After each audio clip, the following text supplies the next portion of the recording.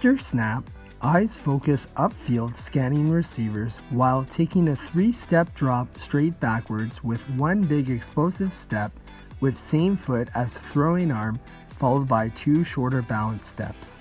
Distribute weight 80% on back foot and 20% on front foot, both hands on ball at shoulder height.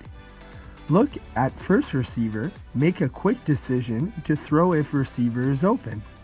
If not, scan to second receiver, make a quick decision to throw, and continue scanning for open receiver.